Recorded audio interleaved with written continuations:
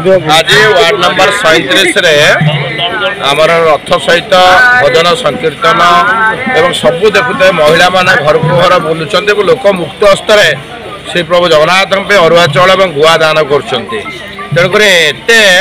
समस्त भितर गोटे भक्तर भाव आसी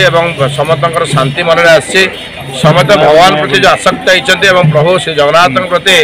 समस्त जो इच्छा शक्ति और प्रभु पाख जावाई मन में जो आकुंठ रही प्रभु पाख पठाइबे जो अरुआ चाउल गुआ भितर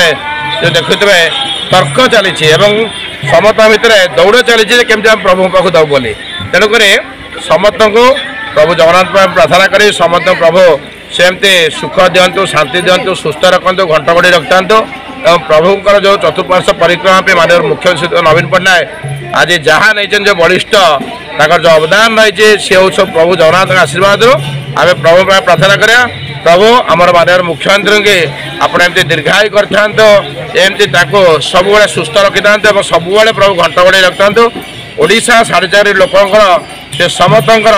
दुख सुखर साथी तेणुक आपको सबुबले ये आशीर्वाद दे सब सुस्थतार सहित सब मन आनंद देकी खुशी रखापी समस्त प्रार्थना कर।